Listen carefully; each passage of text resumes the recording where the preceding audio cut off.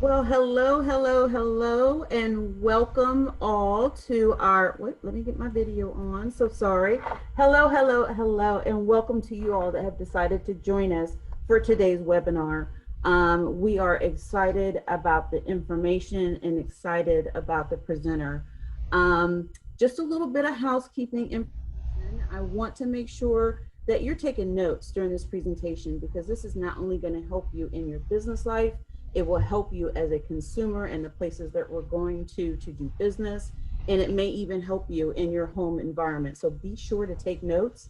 Also, now that we will make our video presentation available on our MBAC website, you can go to cul.org/MBAC, go to news and blogs, and you will see all of our webinars, including this one, will be updated for you to go there. And of course, I have a little MBAC commercial. We would love for you to like, support, and subscribe to our Facebook pages and to our LinkedIn pages. The more we have people meeting us on those spaces and sharing information, all the better for all of us. So without further ado, I would love to introduce today's speaker, which is Miss Haleema Shafeek. Haleema has over 10 years of business management, 20 years of professional interior design, and project management experience in corporate, healthcare, and government markets. She shares a professional degree in interior design and is a U.S. Army veteran. Thank you for your service, Haleema. She launched Green Office Furniture Solutions LLC in April of 2008, a commercial interior design firm offering products and services with a sustainable focus. So now you know a little bit about who she is. I just want to let you know that our director, Kim Gale, felt that it was more important now than ever for us to talk about our spaces that we're working in, that we're shopping in, and that we're living in. And Haleema and I sat down and talked, almost over an hour about the merits of making sure that our spaces are clean and sanitized, and they're really thinking about us as consumers, as visitors of these spaces. And she has so much information. So without further ado, I'm going to ask Haleema to kind of take over the screen and present her information. And be sure to chat if you have questions, and I'll answer the chat, and we'll manage the chat program together. Haleema, welcome. Good to see you. Thank you. Good morning. Thank you for having me. I do appreciate it. And thank you everyone who has joined us today. I'd like to ask that while I'm in the process of the presentation, if you would please share a little information. I'm interested in knowing what your company is, what type of business, if you're a restaurant or retail, and then whether or not you are currently open for business. And then how comfortable on a scale from 1 to 5 you feel you are as it relates to reentry or post-COVID or current COVID readiness. And so 1 being that you're just kind of getting started, and then 5 that you're very confident as to where you are currently. So I'm going to switch over to my presentation screen, but I'd love to hear from you guys and also put any questions in the chat box, which would be great. So just a moment here as we switch over.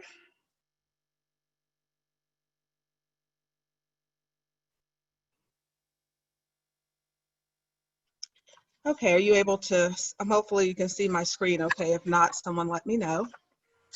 But our conversation today is They Thought About Me, creating safe and healthy environments for employees and customers. So I know that many of us,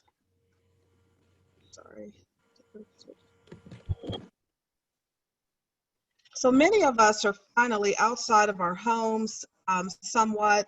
We're kind of navigating this COVID and post-COVID world, looking at what we see when we walk into a restaurant or a grocery store. One of the things you might find yourself doing is looking around, and excuse me, you may notice that you may not see someone where the carts are wiping them down, or there's hand sanitizer, but it's not where you can access it. It just seems to be for the employees. Or there's someone who has a mask on, but it's not even covering their mouth or their nose, and they're on their phone and they're talking really loud. or the person at the checkout has on gloves and you don't. And so I want to talk to you today about why, you may feel uncomfortable. You may also start to question, did they think about me? And what I want to do is have all of you having businesses that tell someone as soon as they walk in the door, whether it's your employees or it's a visitor to your establishment, that you thought about them. You want them to know and understand how to maneuver through your space, and that you have done things that think about and project what you want them to know in terms of being safe in that environment. All of these things, if you don't see those things when you enter an environment, it can make you uneasy. And so you don't want that for your customers or employees. So you want to think about, how do you prepare and reassure them, or how do you even update the space if you've already taken some precautions to continue to make sure that things are current and that people have what they need as they maneuver throughout your place of business. What you need to do is have something in place that that's communicated to everyone and that people can adopt, and make it easy for them to adopt those protocols effectively. You want to make facility-wide changes, and you want people to know it, you want them to see it, and you want to continue to reinforce it.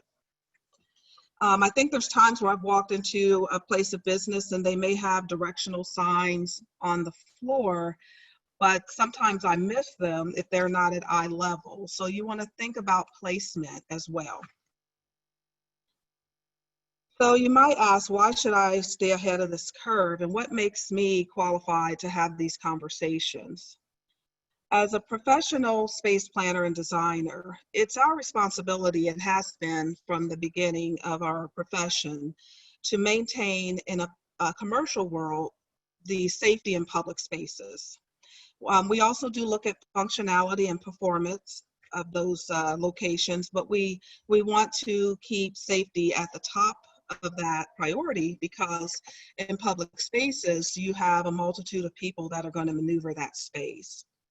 And so our job is to understand how people work and how they maneuver to keep productivity active. But if we don't think about ADA and other requirements, fire codes and things like that, that's all part of our job, and we want to make sure that we're successful in considering those things.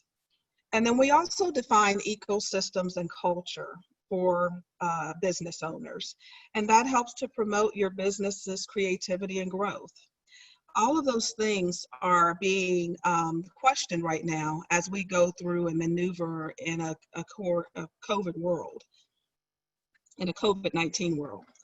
And this is not new for designers, because we've often worked with our end users when it comes to sick building syndrome, trying to eliminate and work with the U.S. Green Building Council to create LEED certified facilities, and facilities that people can feel comfortable entering, knowing that someone thought about them and wanted to make sure that they were safe while they're attending and facilitating throughout the facility. One of the other things is that, COVID has kind of caused a shift for designers to plan these interiors so that you can have both a written plan, a diagram plan, as well as, in some cases, people are doing video plans that they're sending to their employees before they turn to work, to give them a better understanding of what maneuvering through the space is going to look like when they get there. And all of that helps with the process of adapting to that new procedure and those changes that are going to happen. You want to make sure that you share any best practices that we want to make sure that we share any best practices from a worldly view. So since June, we've been doing and researching studies from all over the world as this pandemic has maneuvered around the world, to see what some of the best practices are that organizations have adopted in order to reopen, phase employees back to work, and continue to stay safe. And we want you to understand that doing nothing should not be an option. If you are a person who owns a business, some of us have worked from home and still are, but, we may get out into the world even to meet with a customer in their personal space or in their office, and you want to be prepared and knowledgeable when you enter those spaces. So this next slide, I want you to understand it's important for you to be knowledgeable. Sometimes people feel like, it's just so much information. It's coming at us fast and it's changing fast. And so it's kind of hard to keep up with what's right, what's wrong, what should I do, what shouldn't I do. But I can say that you want to try to identify reliable sources for data. You want to look at physicians' reports, scientific data, educator forums, your peers in your professional community, as well as space planners like myself. You want to have a clear understanding and consult with people and try to stay current if and when things change and are updated.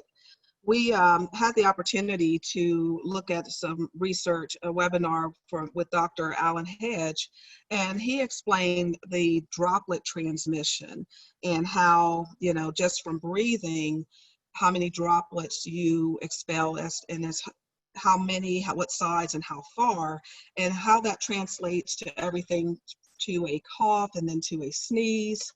But one of the interesting things he shared with us was about the toilets flushing. And there was a video that I'd like to try to share now. I'm going to see if I can switch over to that.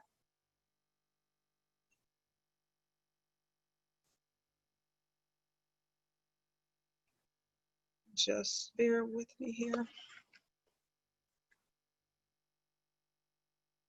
So I have a few videos, so bear with me.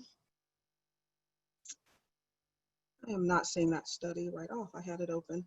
Okay, if I can't find it, I'll come back to it.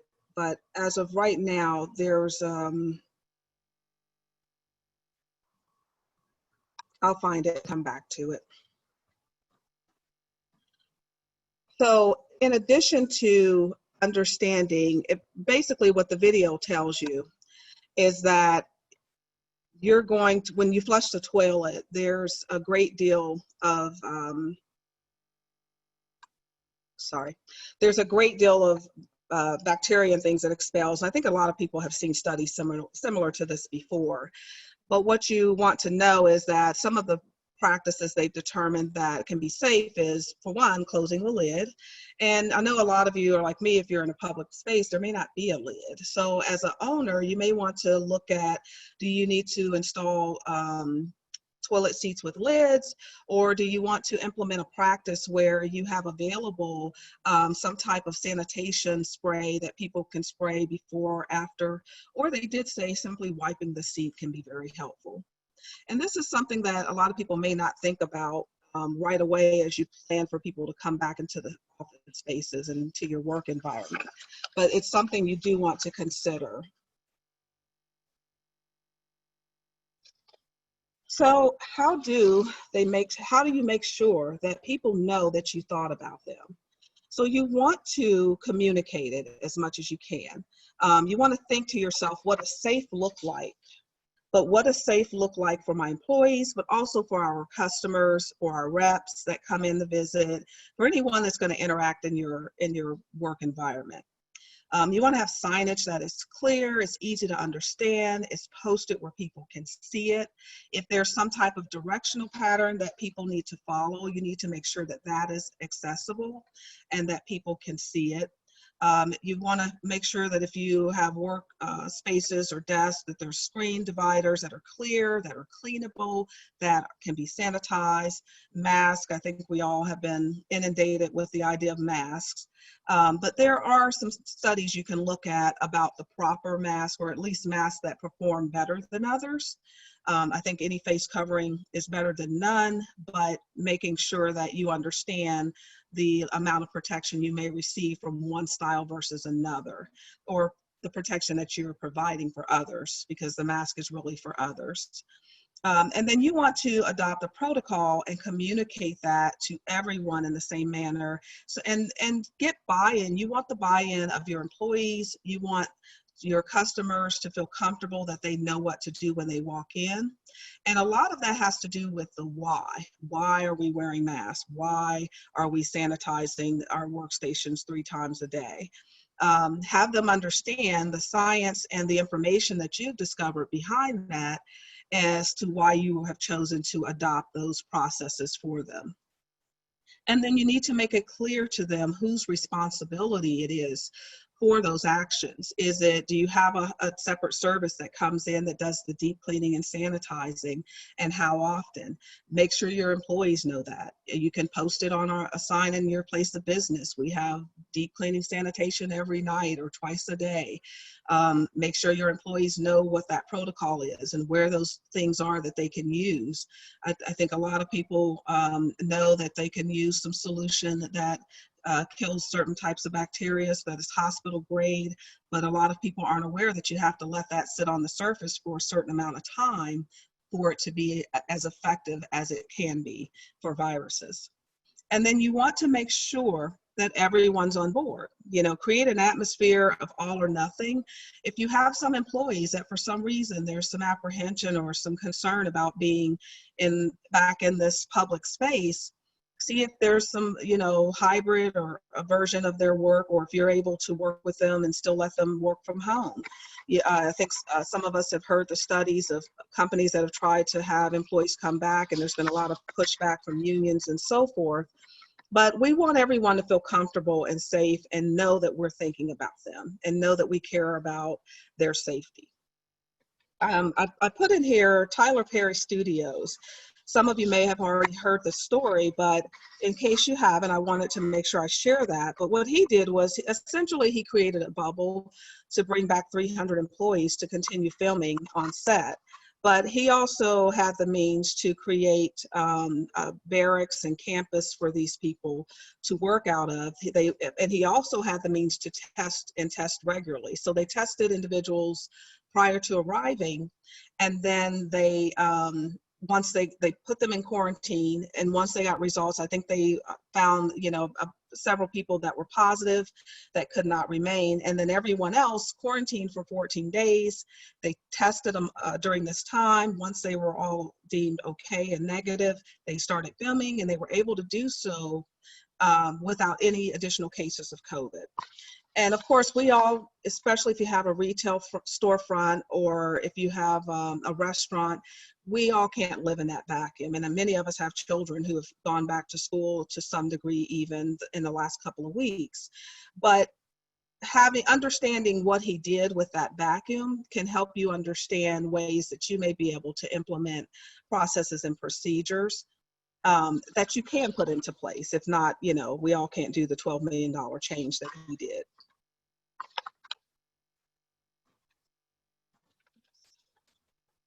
Sorry. Perry. So I'm going to move on to the next slide here. So I want to talk to you and show you a couple of videos on this slide. It's, again, I want to reiterate that it's important to know as much as you can about COVID without driving yourself nuts. I know sometimes it can be stressful, but you want to just kind of stay up on some good information if you can find it. I've got 2 videos here, and one of them is going to share with you information about localized protection at a workstation. And because of this, we've adopted some of our, we've looked for some different products to provide to customers for workstations that have more of a top cover as well, if available, or if something they're interested in. And the reason why it'll kind of be explained in this video. And then the second video is going to focus on airflow. So we're all kind of aware that this virus is airborne, but it's not the flu, you know. And the sad thing is we have flu season encroaching on us, and we already have some allergy season stuff that's happening for some people, including myself, that, you know, a lot of people may question, is it the flu, is it my allergies, or is it COVID, or, you know, should I be concerned? But you want to kind of have a good understanding about the virus and how it travels. You want to know that it lives longer on surfaces than the flu and some other viruses. It travels further, and it infects most people through the nose. Some people don't know that. You'll see people with the mask not covering their nose. Again, it can provide some protection if you have it covering your nose and your mouth. And then there are some small cases where people have actually got it through the eyes. So you'll see people with face shields on. An asymptomatic person can transmit this disease unknowingly. And that's the other big thing about this, is being asymptomatic and not having any symptoms at all. And then testing is limited. That's a very difficult one. And I think that we're going to start to see some increases in testing being available. University of Illinois, I heard a study just the other day that they've been able to keep their numbers very low. And the reason is that they, as an education environment, created their own test. They're utilizing students to help take those tests to labs. They're also getting results and giving results to teachers, students on their cell phones, sometimes within 6 hours. If they're notified that they're negative, they're notified of where to report, and they also are doing some contact tracing and notifying anyone that they know they've been in contact with. So hopefully, as employers, I mean, there may be a time during this this process with the pandemic that testing is more readily available, and you want to start thinking about, is that something you're going to do for your work environment, and then be able to post that information. For example, these students have to show their cell phone having a negative test result before they can enter their labs or classroom, a recent test, and they're testing them twice a week. So once it's more available, the cost of it right now for them is about $15 a person, and they're working on getting that more affordable. So if you could test each employee at $5 per person, be able to budget for that now and anticipate that you'd be able to post, all employees tested Tuesday, all negative, and be able to have that information. Or if it becomes a situation where numbers are high enough that you have to see someone else's test on their phone before they could enter the establishment, or they sit outside or something, if you have that option, that could be a procedure that you might have to start thinking about as we start to work our way out of this pandemic. So with all that being said, I'm going to share with you these two videos, and bear with me. You can also find them both on YouTube. There's not really sound on this first one, but it's a very good visual of showing how droplets are dispersed from a sneezing person.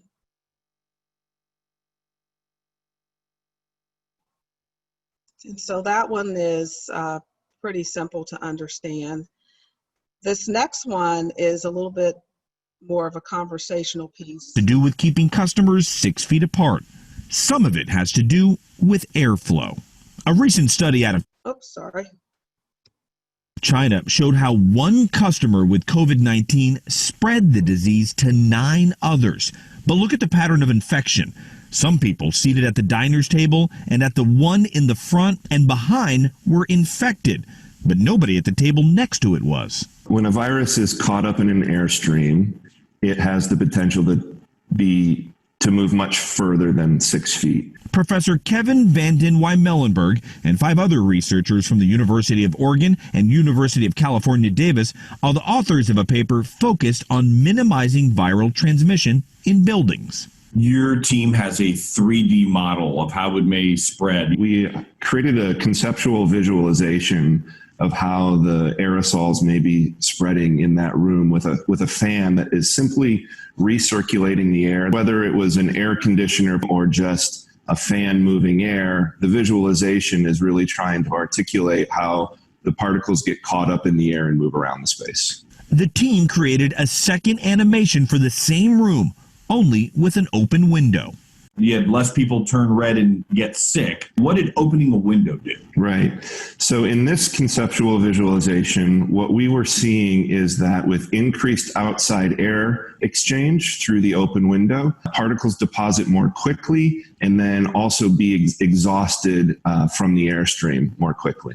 Fresh air, fewer infections. I think we're all going to be considering our air systems in buildings much more seriously moving forward. And I think restaurateurs will be included in that scenario. As for the outdoor dining, Professor Vendin Y. Mellenberg says that is safer than any indoor plan. Omar Villafranca, CBS News, Dallas. To do with keeping customers. Okay, thank you for being patient and letting me show you some videos in this presentation. One of the things they talked about was being able to open a window.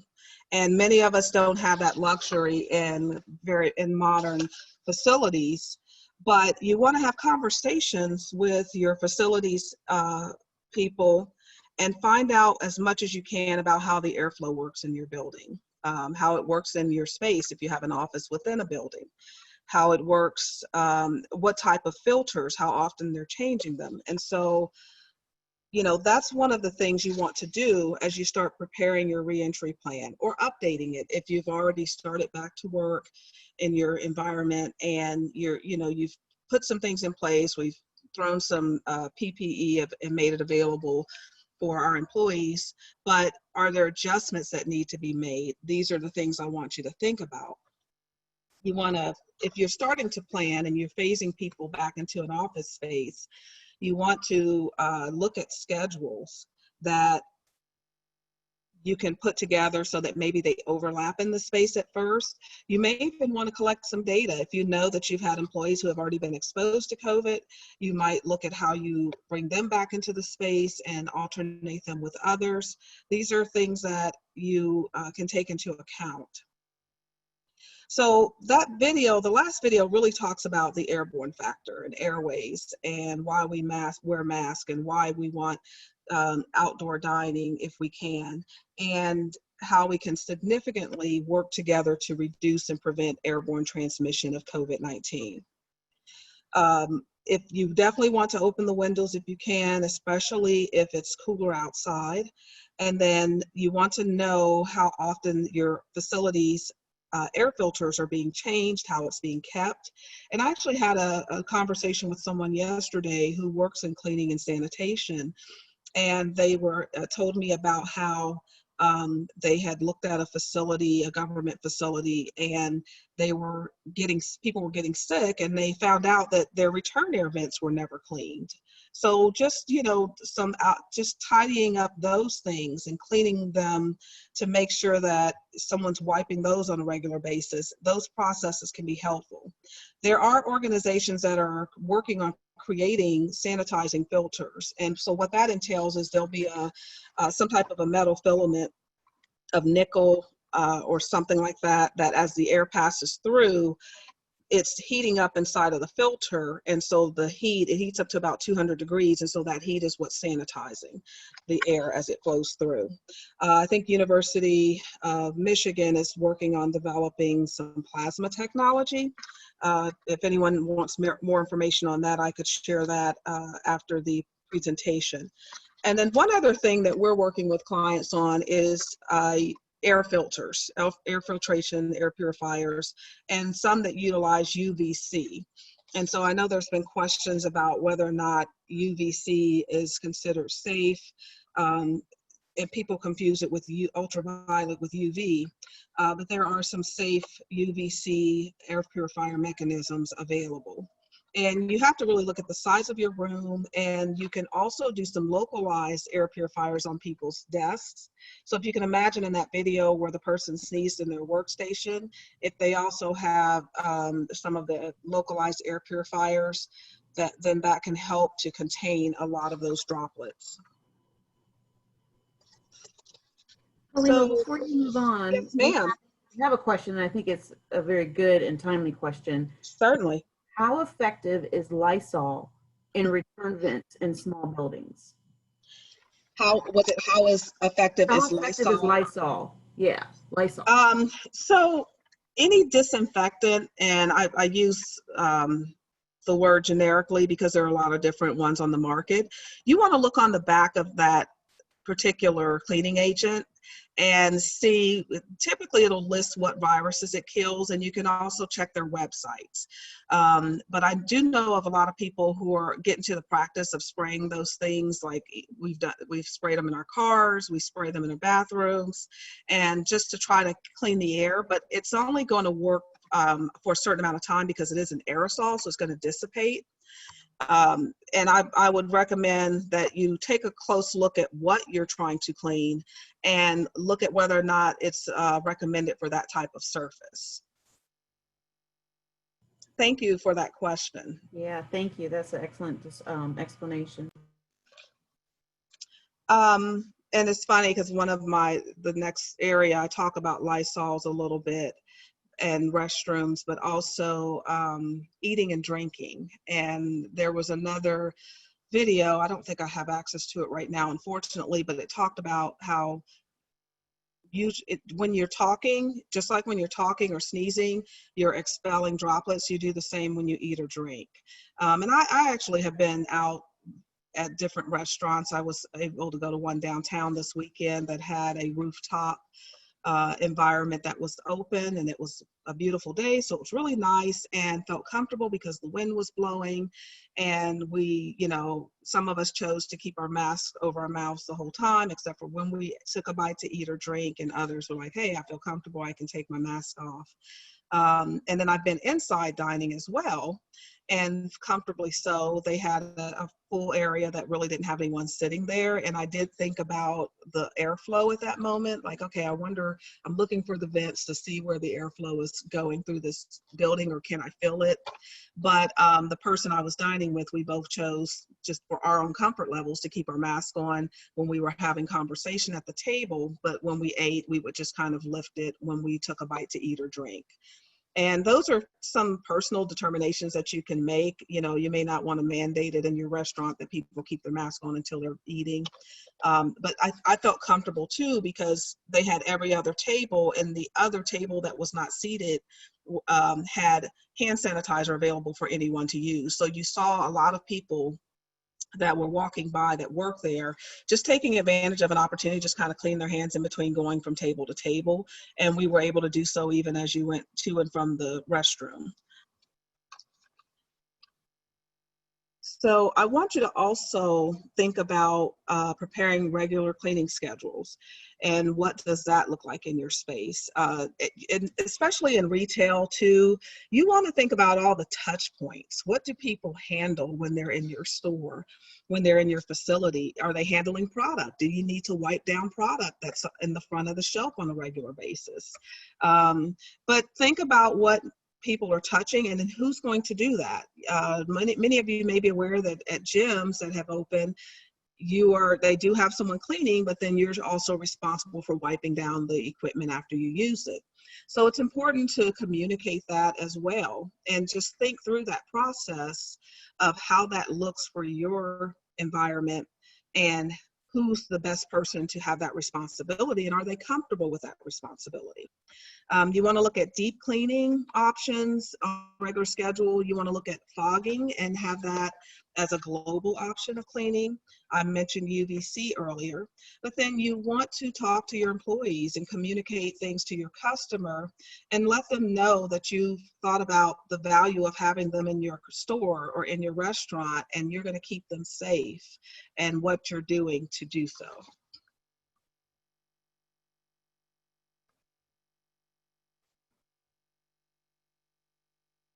Sorry, just a moment. So one of the things you do want to have is your tools available, and keep things stocked and available for people to have access to. That's gloves, cleaning supplies, masks. And this picture here, you can see two little watch bands off to the right. Those are proximity bands that we're actually wearing in our office. We're testing out for a client, but I did talk to someone who's using those actively in a space. The only thing is their employees are kind of ignoring them, or we found that sometimes, depending on the type of band, it may not actually send an alert until you've been standing in front of that person for a good 3 minutes or something. But you want to, the thing about having those proximity readers is we want people to be able to focus and be productive and not be concerned or worried that someone's encroached into within 6 feet of their space.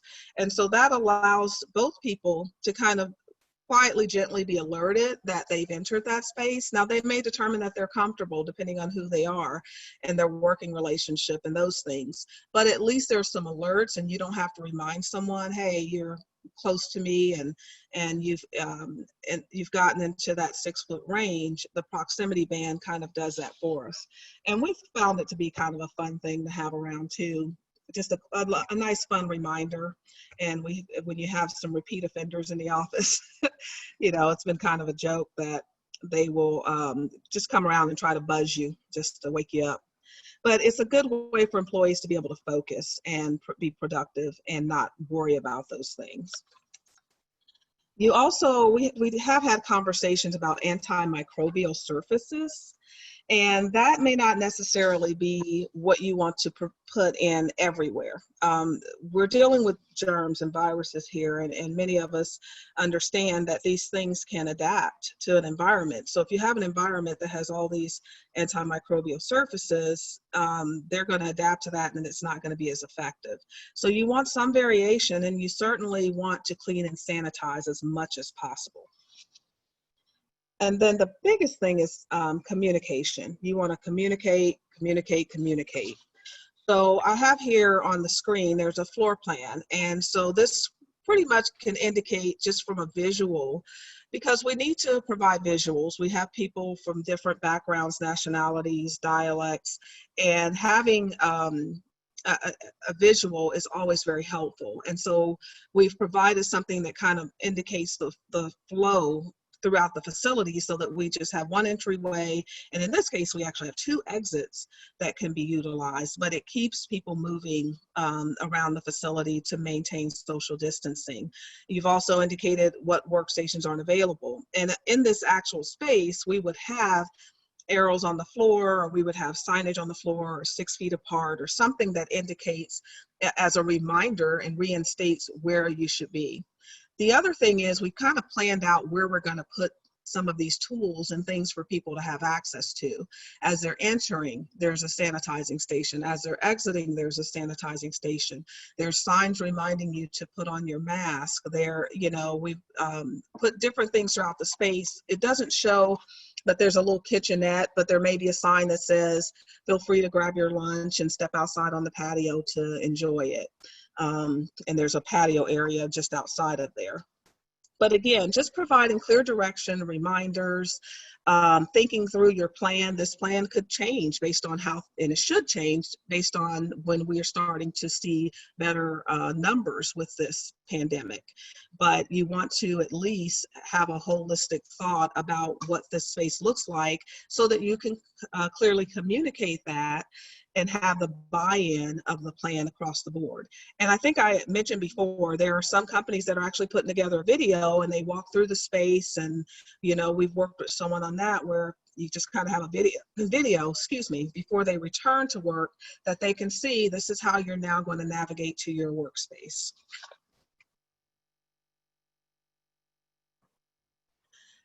Testing and tracking. I mentioned that a little earlier. In our office, we currently do a questionnaire on a daily basis. You want to try to gather this information if you can, if at all possible. It's important to know symptoms. We take temperatures every day, and there's been different studies on how effective temperatures may or may not be, but it's something I think you should certainly do.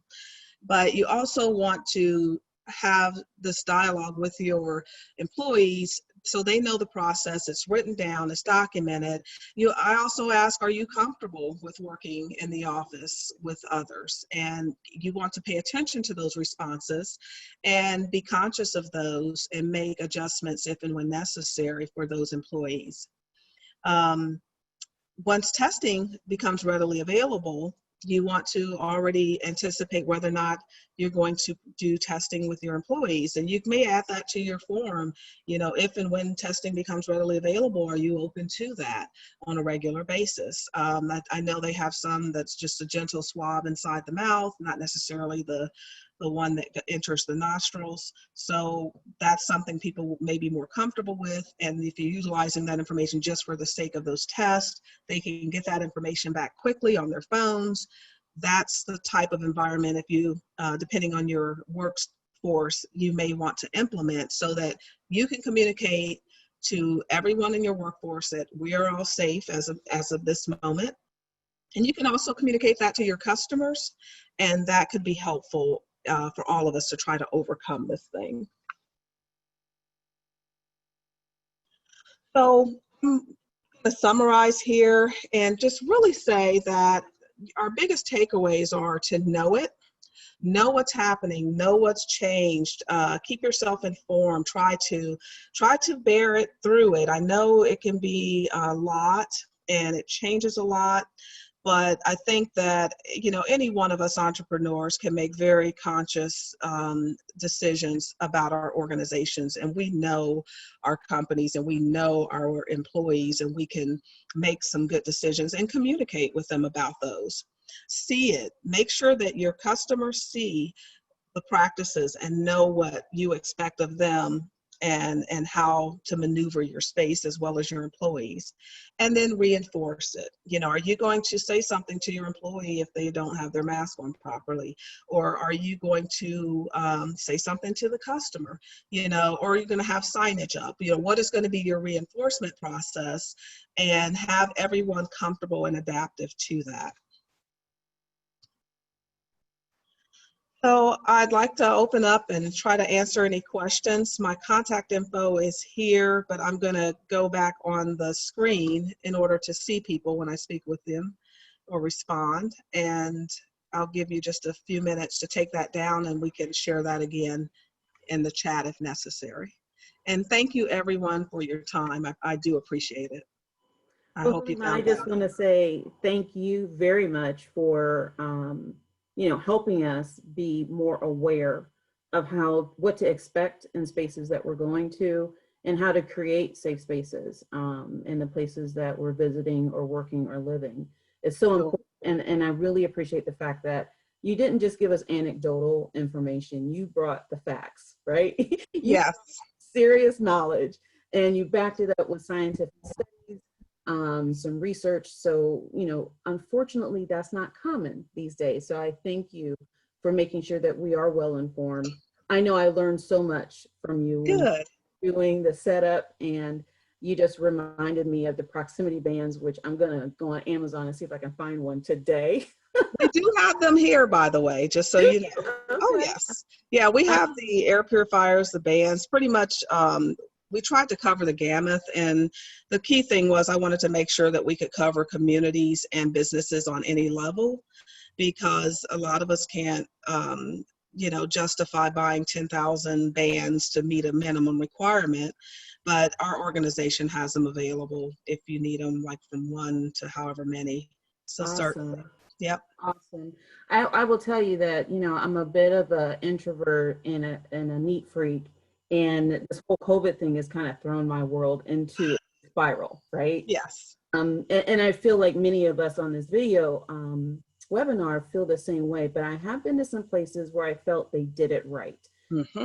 They did it right where, I won't mention the business, but sure, before we entered, there was a little mini orientation. Right? Oh, nice. Yep. What we expect you to do, stay 6 feet away. Exactly. Grab this bag on this stand, and that's the bag that you're going to use. Mm-hmm.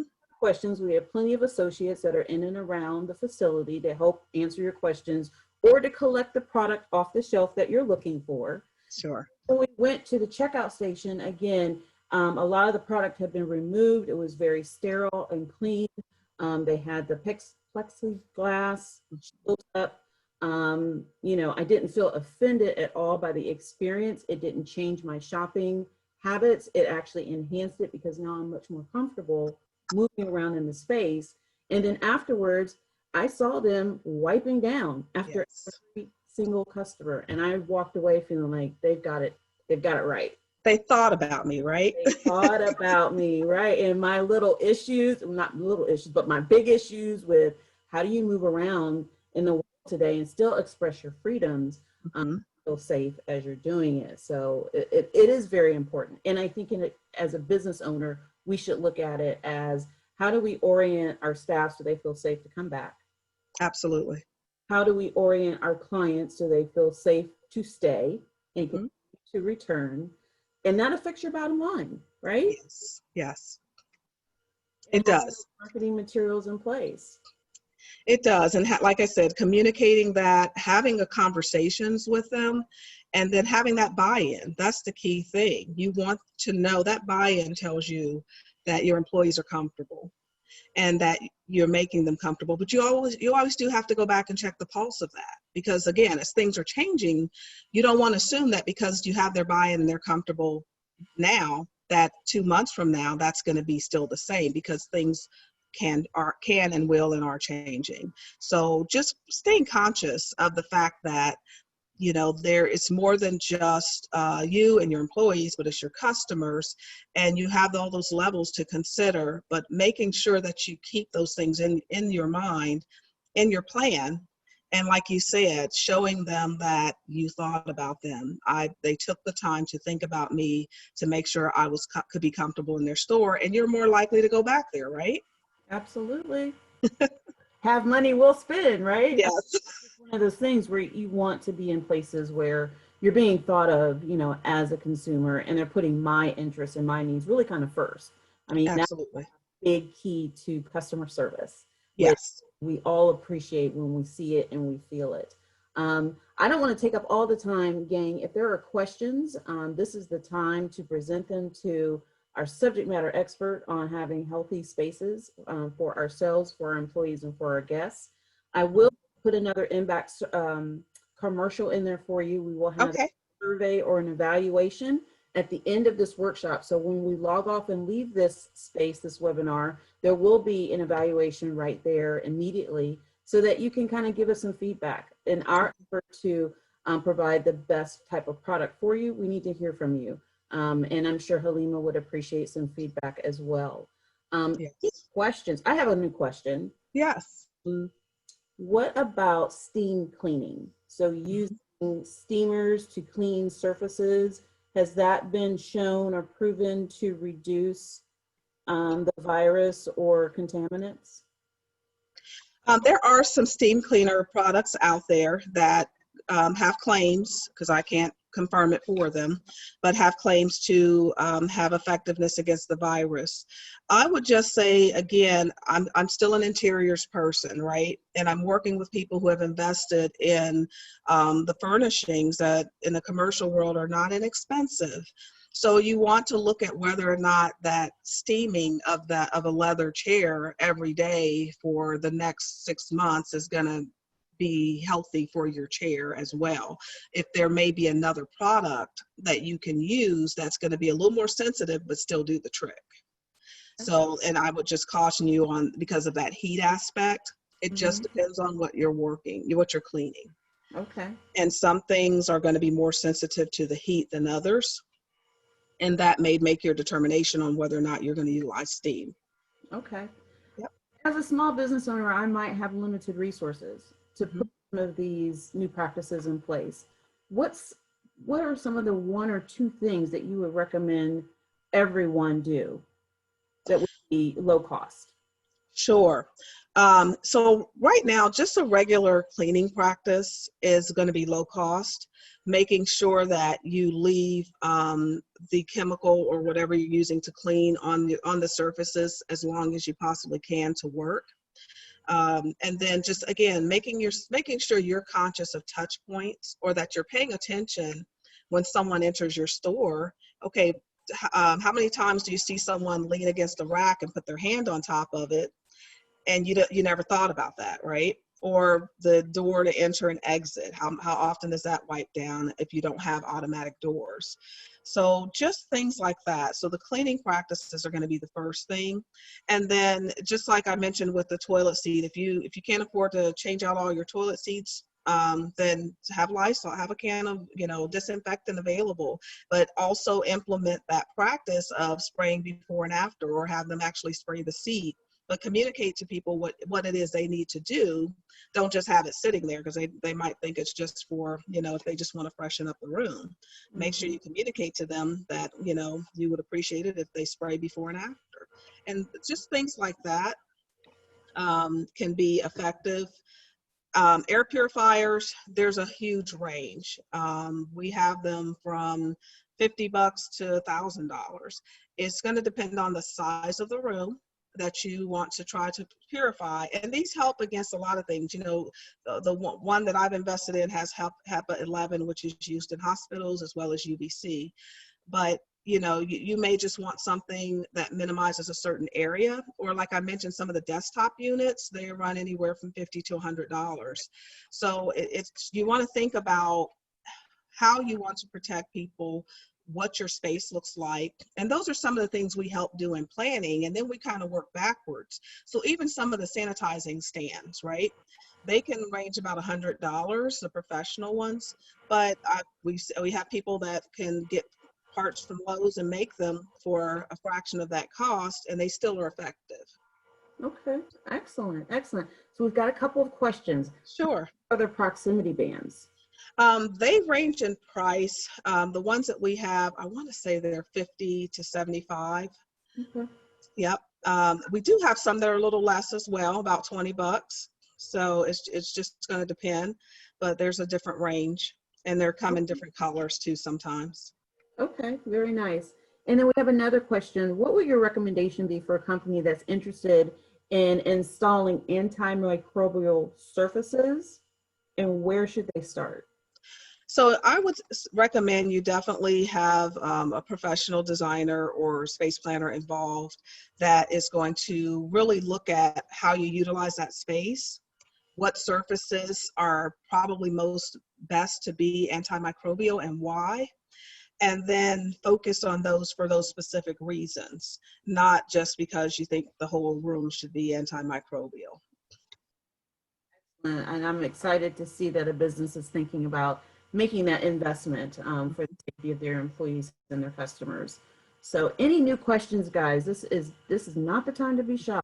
I know this is on the top of all of our minds with surges and infection rates and the fall season upon us. We need to know. We need to be responsible so that we can protect ourselves and others. Any new questions?